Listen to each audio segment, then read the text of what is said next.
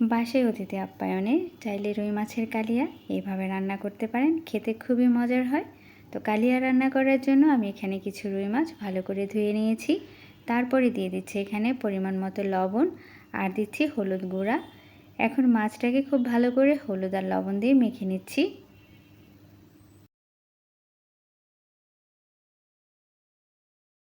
তো ভালো করে মেখে নেওয়ার পর এখন আমি মাছটাকে 10 মিনিটের জন্য রেস্টে রেখে দিব।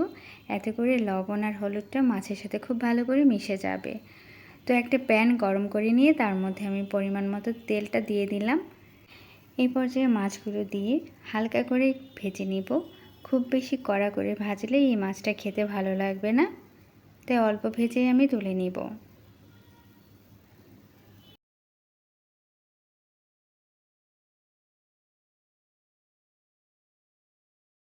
এখন ভেজে রাখা মাছের তেলে কিছু পেঁয়াজ কুচি করে আমি দিয়ে দিলাম।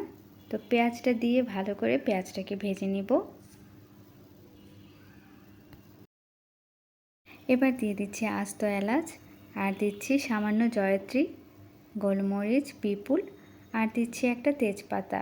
সেই সাথে দিয়ে দিলাম পেঁয়াজ বাটা। তো খুব ভালো করে পেঁয়াজ বাটাটাকে ভেজে নিতে হবে, তবে সেই কাজটা খুব আস্তে আস্তে করতে হবে যাতে করে কোনোভাবেই কাঁচা গন্ধ না থাকে। তো পেঁয়াজ বাটাটা হয়ে গেলে এবার দিয়ে দিচ্ছি রসুন বাটা আর দিচ্ছি আদা বাটা। তো আগের মতোই একটু সময় নিয়ে মশলাগুলো ভালো করে ভেজে নিতে হবে। তো এবার সামান্য পানি দিয়ে দিচ্ছি স্বাদ মতো লবণ, দিচ্ছি হাফ চা চামচ মরিচ, দিচ্ছি 1/4 চা চামচ হলুদ, আর দিচ্ছি হাফ চা চামচ ধনিয়া, হাফ চা চামচ দিচ্ছি জিরা গুঁড়া। তো দিয়ে খুব ভালো করে মশলাগুলোকে কষিয়ে নিব। এই পর্যায়ে দিয়ে দিচ্ছি একটা টমেটো কুচি করে।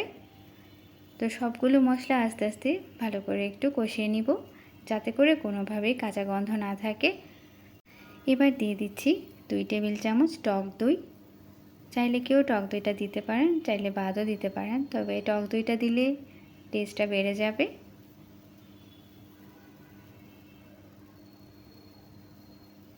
তো কিছুক্ষণ সময় নিয়ে তারপর মশলাটাকে আমি কষিয়ে নিয়েছি।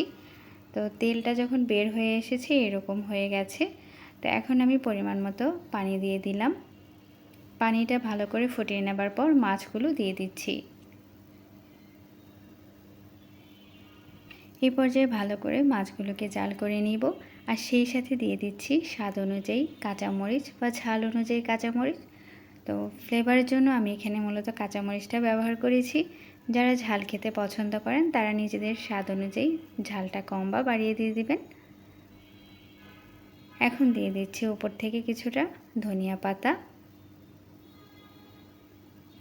রান্নাটা আমার পুরোপুরি কমপ্লিট। এই রেসিপিটা খেতে খুবই মজা, চাইলে একবার ট্রাই করে দেখতে পারেন। আল্লাহ হাফেজ।